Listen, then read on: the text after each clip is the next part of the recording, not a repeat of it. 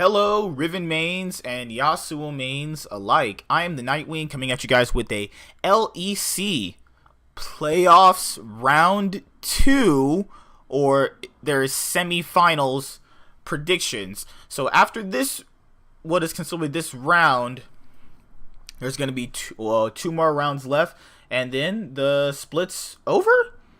All I can see from here. So let's look at it right now. So you have the next set of matches, which after going over the first few matches, Vitality heavily inted in their series. I feel like they didn't put up any fight after, game 1. I felt like the series was very, very heavily in favor of Fnatic, as I said it would be, but I felt like in my predictions that, Vitality, after having at least a week of preparation, would have at least put up more of a fight. But I think that when you look at that, all things considered, Fnatic played very well. And then I got it right. I called Spylce beating SK.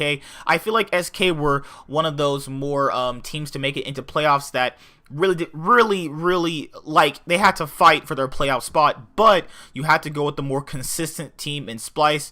And it felt like during the series that if it wasn't really self-made popping off, or at least Crownshot getting ahead, then they weren't really going to do anything. All things considered, you gotta factor into the whole series that it's pretty much been self-made throughout that series, and Crownshot and then the rest of them just kind of weren't really up to standard, except for game 1. So Spylce and Fnatic move on, and they face each other. So let's go. Fnatic versus Spylce, and Origen versus G2. I'm obviously not a G2 fan, as you guys can see, so we're going to be really less biased in this. So let's go.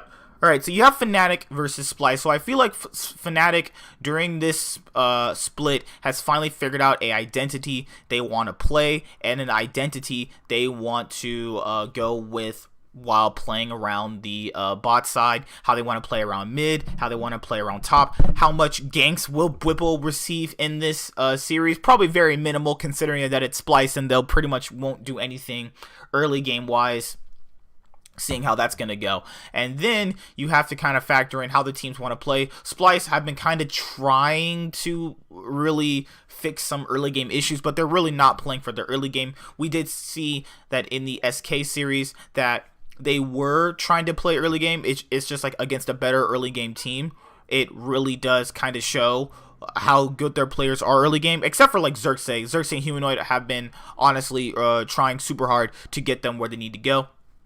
And then you look at Fnatic. So let's kind of go at what Fnatic's been doing with their whole 1-3-1 kind of style they've been playing, keeping Whipple on a split pusher, having Broxa on an early game jungler, and having Nemesis on more of a, mage carry, as I like to call them nowadays, like, the Cassidins, the Cassiopeias, and stuff like that, was more geared toward he could play.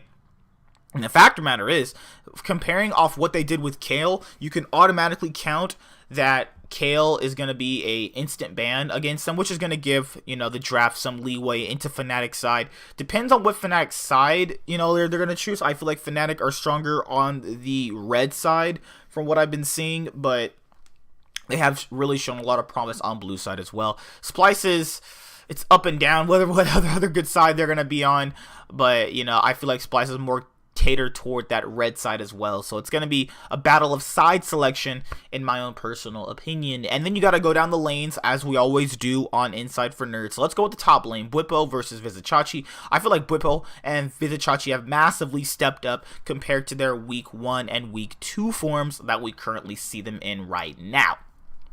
Vizicsacsi has gotten a little bit better over the split. I feel like it's not as polished as he was on Schalke, and the same thing goes with Bwipo too. It's not the switching Soaz Bwipo in. Bwipo's been a top laner that's been able to absorb a lot of pressure moving forward, and has been able to sufficiently carry Fnatic to a certain point where he feels like the rest of the team can do a lot of the heavy lifting as well. And you saw in the Vitality series, he's ready to play in these best of 5s. Remember, this is just a player that, just pretty much got out of the World Finals. So, like, he's ready for a best of 5. So it's just how it's going to work.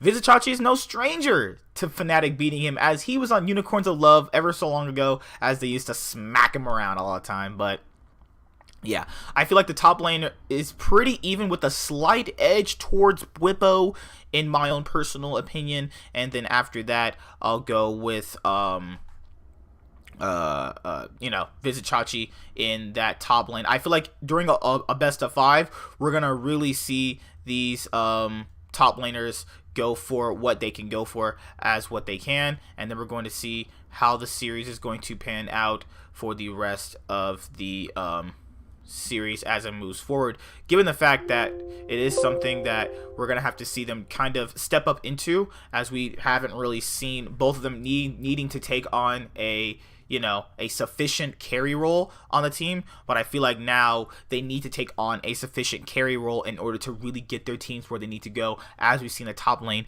evolve during this meta. I'm just checking my mic really quick. Okay, it's good. All right, that next it's the junglers, Xerxes and Broxah. I feel like Xerxes and Broxah have been incredible. I feel like Xerxes has been a good part of Spylce, like so good to the point where I think you don't really have a team if he's not there with you. And Broxah has obviously came back into his MVP form. MVP form is what I like to call Broxah. Right now is what he's playing. He's playing at an absolute great level right now, being his facilitating style is working. And what he fixed about his facilitating style is that he's able now to be able to facilitate and be a playmaker, and also be a sufficient carry threat. I feel like last year he was just a facilitator who was really good mechanically, and then now he is able to facilitate, play make, and be a carry, and I feel like he's worked on that substantially, and I gotta give credit where credit is due. And the same thing goes with Xerxes. Xerxes as well has also been incredible. He learning how to kind of carry from his position like he used to do back in his rookie of the split days on Unicorns of Love back in spring 2017. He's been playing really good and really trying to get Spylce going in this early game, knowing you can't just sit there and do nothing, Spylce. Alright, so now you have the mid lane, Humanoid and Nemesis. So a lot of people have only been really talking about Abbedagge, and, well, not really in the good way, but overall, I think Nemesis has, well, I put him as the, all-pro third LEC mid laner.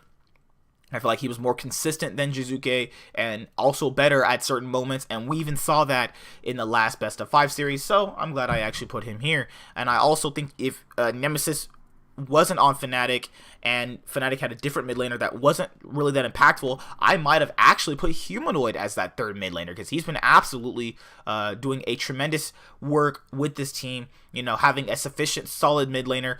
I think for the jungle matchup, sorry, I think the jungle matchup is pretty even, actually. You have a lot more even matchups across the board for this matchup than, say something with like Vitality and the last few series we had to go through. And even with the mid laners, I feel like Nemesis has finally learned how to sufficiently carry his lead from what Fnatic have been showing him, and I feel like Humanoid needs to actually do that more sufficiently. So for this time around, I'm going to say the mid lane is favored more in toward Nemesis, but it's not to say Humanoid couldn't possibly pop off either. And now you're going with the bot lane, Reckless and Hylissang versus Kabe and Norscarin. Kabe and Norscarin are great, but against better bot lanes, it turns out to be something that is an issue. We saw that with the last time these guys played around, where Reckless and Hylissang kind of clapped them, and it was one of the same things about the other matchup they played. Norscarin and Kabe are really good, and I had Kabe in my all-pro ADCs, obviously, and Reckless was in the second place team. But that's not to say that maybe with another week of the LEC, since it only ends at 9 weeks, I would have put Reckless in there at number 1. That's not no disrespect towards Kabe. It's just you gotta go off what we saw during the split and what we've seen throughout most of the EULCS history, is that Reckless has predominantly clapped him. So it's, more toward Fnatic's bot lane favor. But like I said, I wouldn't be surprised if Spylce won this series, but you gotta really go off of who's going to be a big deciding factor in this game. I think it really does come down to the bot lanes, because most people would say, wouldn't it come down to the junglers? Not necessarily, because they're both competent and they know how they want to win the game. You gotta go with which bot lane is going to perform better on the day. Like a lot of players have said, it's really going to matter how you perform on the day. It doesn't really matter if you're better individually. That means nothing compared to how you're going to play on the specific day. So for this series, I'm going to say, will Fnatic finally take a loss? Fnatic have not taken a loss in 11 games. That's ridiculous. Well, that counting scrims they lose, but on stage it's going to be something different. So what is going to be the deterring factor to this? We're going to put it on what? The series will be decided with Fnatic, obviously, winning. I think they are going to be able to snowball their leads more effectively if they get them early than Spylce do. So, yeah, I think Fnatic win this series 3-1, actually. I think Spylce will win a game, but only if it's going to get to a late game, mid-game type situation at which they can take advantage of a Fnatic mistake. I'm not saying Spylce are a weak team. They've proven that they can be a strong, competent team. But against someone like Fnatic right now, who has been playing on an absolute tear, I don't know. And you got to look at Fnatic's 3-0, and you got to look at, well, Spylce had a really hard time against SK, and you can't deny that after seeing what happened last week. So, yep. Fnatic win 3-1. And then you have what I consider the better semifinal matchup is G2 versus Origen. Now, I'm going to come at this like I should with every single other one. Let's go with who I think is stronger. Now, on paper, you're going to want to say G2, but Origen on paper now at this point now don't look really weak. But I think what it really comes down to in this series, more or less than any other one, is how will the star players perform? Because this is when having star players really do matter. Star players that can crutch the series, take their leads, snowball it, and put their leads into other lanes so that those other lanes can get rolling. This is, I think, the series where you really want to see those star players shine. And this is the series in which you really, really, really want to have the star players truly show who they are. That depends on the scenario, champion select, and how it's going to actually, what type of comp you're going to have in the game. Now, that's going to be really hard to predict with the series, given the fact that we haven't seen G2 in almost, a month? So, there's this thing with pro wrestling or pro boxing, it's called ring rust, where you're going to be kind of sloppy coming back into the ring if you haven't fought in a while. It was a very famous saying by, I think, Mike Tyson or whatever. And I think G2, in their first game, are going to be kind of rusty. And I think that it's going to take another game to get them kind of going. Now, if you look at Origen's side, as I'm not discrediting Origen, Cold and Nukeduck have been playing pretty well. And then if you go with who G2, we don't know who they're going to play between Mickey and Promiscu. If Perse is playing with Mickey, I think we're going to have a decent 4-game series. It's going to be 5 games for G2. If they put in Promiscu, and I wouldn't be even surprised if G2 lost this series if they played Promiscu. Now, it's no disrespect towards Promiscu. It's just not. I don't know where people are getting this in, their minds that, like, maybe he's a great player in the scrims and solo queue. It's realistically never translated to the stage where it matters. Some players are just scrim gods, and some players are just not able to put that on the stage. And I think you probably need to go with another support that's in EU over him. That's just my own personal opinion about it. Now, let's look at it lane by lane. So, as I said before, I think a big factor is in winning the series is bot lane, who G2 is going to play, and if the Origen bot lane can overcome the other star players on G2, because the other players in Origen get pretty much neutralized by people in G2. Like, let's go with Wunder versus Alphari. Wunder has been just, first tied with Cableshard for best top laner in the league. Like I said, I think Alphari, he made my 3rd place team, but, he didn't really have much competition outside of Warlib and Expect coming in, I think G2 win top side, unless Wunder massively underperforms.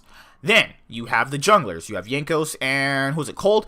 Cold is more consistent, Jankos is more explosive, but if Jankos can combine his explosiveness with his consistency, that's a big factor. It just depends on who Jankos chooses to gank for. If he knows Wunder is going to win, he'll gank for Wunder. If he knows Caps is fine on his own, he'll gank for bot lane. He doesn't really gank for bot lane too much, but I feel like he should put most of his resources into top, considering the games that they did make close, even when they did lose, actually favored top lane when Wunder was absolutely trying to, 1v9. So, you go with Cold. He doesn't really gank too often for what I'm seeing. He ganks for more bot. He doesn't really gank for top too much. And he ganks for mid if, Nukeduck ever needs it. And I'm thinking that the mid lane matchup is pretty neutralized, actually. I'll give it to it's pretty neutralized, actually. You got Nukeduck versus Caps, the premier two top mid laners in the LEC, in my personal opinion. You got Caps going up against Nukeduck. When G2 first faced Origen, G2 literally clapped them. Like, you can't really deny that. Literally, they walked on stage and loaded up into the game and were like, we're probably going to lose. And that's what Origen did. They lost really bad. Then, as the split, grows and metas change and teams get better, Origen actually gave G2 their first loss. We saw that G2 game where Origen picked Zed, and Nukeduck, he's good. That first all-in from Zed was beautiful. But how will that translate to a best of 5?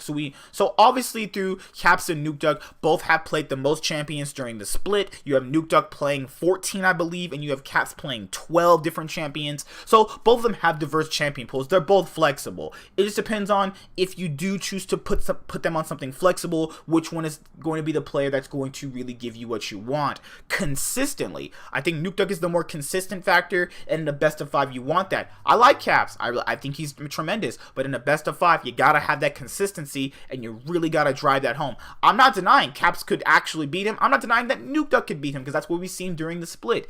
But you gotta favor consistency in a best of 5, along with being a star player. I think Nukeduck is a star player in my opinion, just not to that star player that Caps is.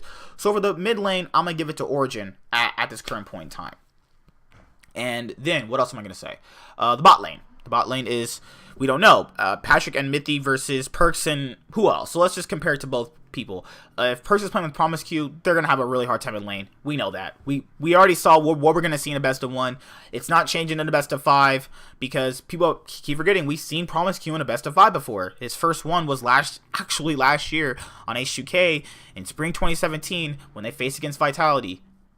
It wasn't good. So, let's just say they play with Mickey, because realistically, they probably are. Let's say they play with Mickey.